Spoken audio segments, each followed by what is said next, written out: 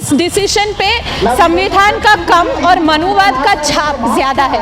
और इसमें conflict of interest भी इसलिए है क्योंकि जो गुजरात का राइट्स हुआ था उस टाइम में भी जो मेन अक्यूज थे वो बीजेपी के ही लोग थे, और आज इस कमेटी में भी 2-3 बीजेपी के ही लोग थे। इस कमेटी ने उनको रिलीज़ करने का फैसला लिया। उसमें 2-3 लोग सिटिंग बीजेपी एमएलएस थे, और बहुत बड़ा सवाल उठता है कि किसने इस कमेटी का कॉम्पोजिशन को डिसाइड किया। हालांकि कमेटी को उन्होंने सुप्रीम कोर्ट के आदेश पर रचाया है, लेकिन कॉम्पोजिशन किसने चुना, किसने डिसाइड किया कि 3 लोग बीजेपी के सिटिंग लोग बैठ के इन लोगों को जेल से बाहर जाने का फैसला लेंगे। 15 अगस्त को गुजरात सरकार ने जो 11 लोग थे जिन्होंने बिल्किस बानो का गैंग रेप किया था और उनके परिवार के लोगों को बहुत ही एक क्रूएल तरीके में उन्होंने मारा था, उनको जेल से उन्होंने छोड़ दिया।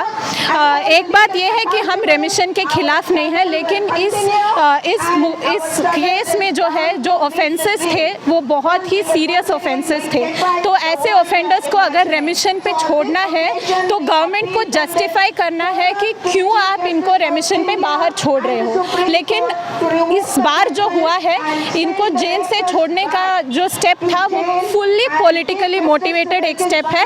इसका कोई लीगल बेसिस नहीं है, इसका कोई ह्यूमैनिटेरियन बेसिस नहीं है। तो बिल्किस के साथ हम खड़े हैं। उन्होंने लगभग 20 साल का संघर्ष करने के बाद उनको न्याय मिला, और 2-3 साल में उसको उन्होंने उल्टा कर दिया है। तो आज जो हम आए हैं, हम बिल्किस के साथ खड़ा होने के लिए आए हैं, और गुजरात सरकार का और जो दिल्ली का सरकार है, मोदी शाह का सरकार, उसका निंदन करने के लिए हम आज यहाँ पे प्रोटेस्ट कर रहे हैं।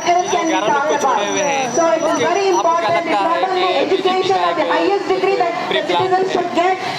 देखिए, प्री प्लान के बारे में तो नहीं पता, लेकिन डेफिनेटली पॉलिटिकली मोटिवेटेड है, क्योंकि जिस कमेटी ने उनको रिलीज़ करने का फैसला लिया उसमें 2-3 लोग सिटिंग बीजेपी एमएलएस थे, और बहुत बड़ा सवाल उठता है कि किसने इस कमेटी का कॉम्पोजिशन को डिसाइड किया। हालांकि कमेटी को उन्होंने सुप्रीम कोर्ट के आदेश पर रचाया है, लेकिन कॉम्पोजिशन किसने चुना, किसने डिसाइड किया कि 3 लोग बीजेपी के सिटिंग लोग बैठ के इन लोगों को जेल से बाहर जाने का फैसला लेंगे। और इसमें कॉन्फ्लिक्ट ऑफ इंटरेस्ट भी इसलिए है क्योंकि जो गुजरात का राइट्स हुआ था उस टाइम में भी जो मेन अक्यूज थे वो बीजेपी के ही लोग थे, और आज इस कमेटी में भी 2-3 बीजेपी के ही लोग थे। और उसके बाद माध्यमों में ऐसा आया है कि एक बीजेपी एमएलए जो कमेटी में था, उन्होंने बोला कि ये लोग ब्राह्मण हैं, बहुत संस्कारी मर्द हैं, तो वो रेप नहीं कर सकते। तो इसमें मनुवाद का और बीजेपी का जो प्रिंसिपल है वो बहुत साफ आ रहा है।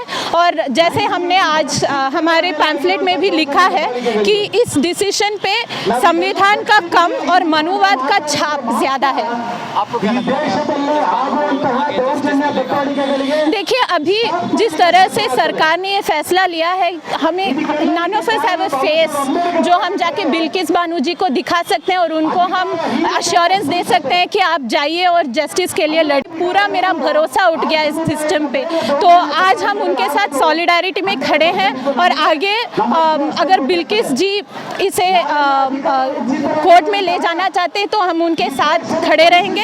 और as a civil society government पे और जुडिशरी पे जो भी प्रेशर डालना हमारा फ़र्ज़ है, उस काम को हम बिल्किस के लिए करेंगे, हर मुस्लिम महिला के लिए करेंगे, और हर एक ऐसे मार्जिनलाइज्ड महिला के लिए करेंगे जो इस हिंदुत्ववादी मनुवादी सरकार से पीड़ित है।